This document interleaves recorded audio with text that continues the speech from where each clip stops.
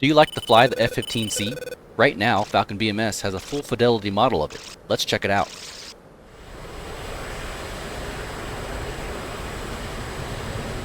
If you're unfamiliar with the full fidelity F-15C in Falcon BMS, this is a great video to introduce you to the MPCD, which is the multi-purpose color display.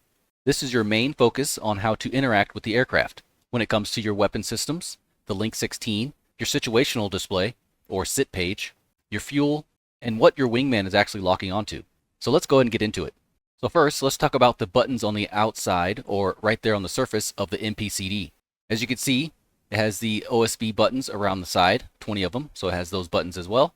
To turn it on, it would be in the off position, so you just turn this to day or night. Over here you got the master arm switch, that is to arm your weapons. Got the jettison switch here. Right now only implemented is combat mode, so if you choose it on the combat mode, it will go to combat mode. You press jettison, it'll jettison your fuel tanks. Air to air, air to ground, and everything else is not implemented at the moment. Your brightness switch controls your brightness. This you see here is a situation display, also known as the sit page. It is equivalent of your HSD in the F-16 Viper, horizontal situation display. As you can see, it has my flight members, which are blue, and it has my friendly members, which are green. And of course, the hostiles are red and unknown is yellow. Also, on your sit page, when you are locked on to a target, it'll have a solid cyan line. If you switch targets, and it'll follow each one you're locked onto. When you fire, it will flash. When you have a wingman lock onto another target, their line will be dashed. And when they fire, their line will flash. And that is some of the Link 16 symbology in the F-15. Let's go back to the layout of the MPCD. Starting at the top left here is the time in Zulu.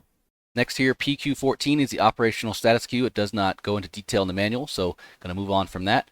Down here, you have your weapons. The first line here is your AIM 120s. So I have 7 Charlies, AIM 120s. The middle is the AIM 7s. So I have 0 AIM 7s. And one down from there, and it is boxed. So whichever one is boxed is your current weapon mode that you are in. The S1 is your AIM 9s. So I have 1 AIM 9, and the G is the gun that how many bullets you have available.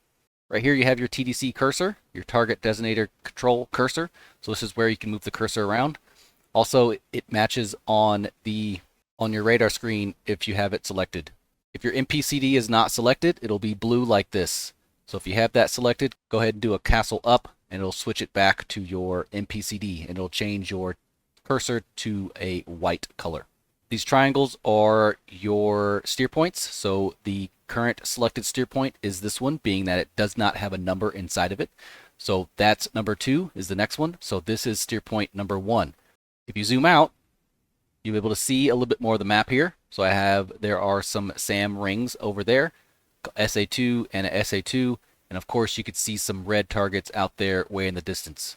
If I zoom in here, I have my own ship, which is this cyan color here. Then I have my number 2, my number 3, and my number 4. So right now I have it frozen, but the momentum in the game still thinks they're moving, so it'll move the Link 16 symbology back and forth like that. Right here it has your range scale, so this is the outside. And of course if it's outside of the range, it will pin the symbology on the side of your map. So I could zoom out all the way here, and once it's not outside of my view, then it'll actually be not on the edge of the screen here. So it's actually just off the edge. So now 120 miles, 60 miles, and 30 miles, and it puts it on the edge of the screen.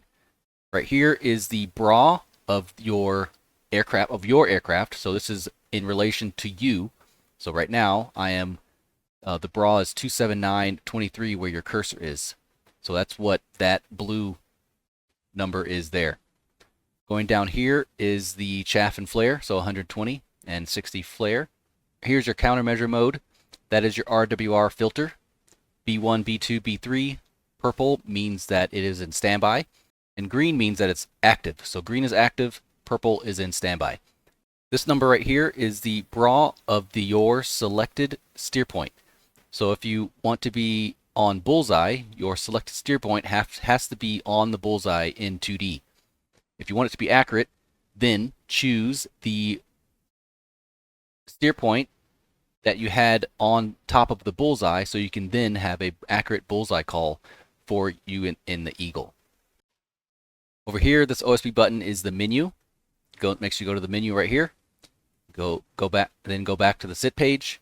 Down here you have the AA page, which is your air-to-air weapons. Has it right there. But let's first go over the ARM-T, which is basically the RWR filters. So you click on ARM-T. Most of this stuff is not really implemented yet, but you can dig around in there. But I'm going to go over stuff that you can actually manipulate.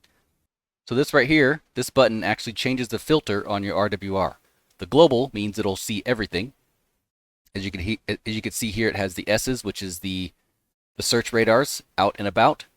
If you press the no Navy, so if you had naval emitters, it will filter out the Navy emitters.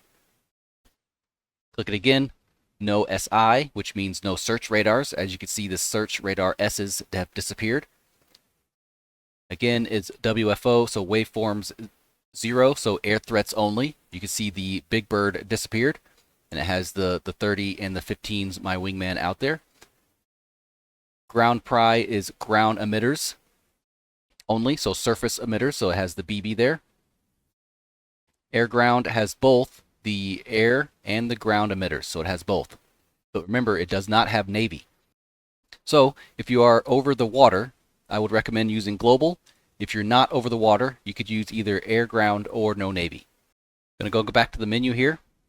Going to go to your DTM, so your DTC, so you click on that, and now you have the ability to load your DTC. You would press read, and it would box each one that it's going through, and once it's done, it'll say it's done. Now I'm going to go to the AA page, air-to-air page, click on that. Right here it has your weapon loadout, so I got mostly 120Cs and then one AIM-9 Lima. They all say standby because I am in Master Arm off, so I'm going to go ahead and go to Master Arm on.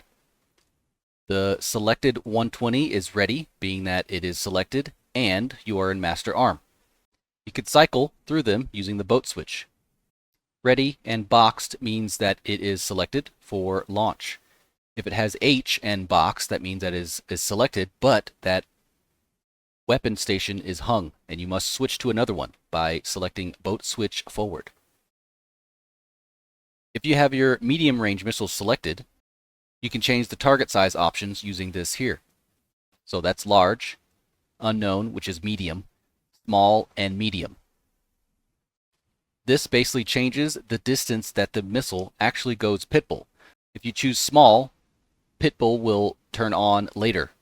It will be closer to the target. If you do large, the pitbull or the radar on the missile will go active earlier. And medium or unknown is in the middle of those two.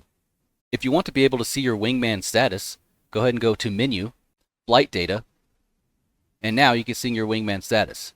So you are number 1, so you're not at the top. This is their AIM 120s, so everybody has 7 120s, and then their short range AIM 9s, everybody has 1. And down here it says the fuel. So that's basically the MPCD in Falcon BMS in a nutshell. Hope you enjoyed it, and I'll see you in the next one.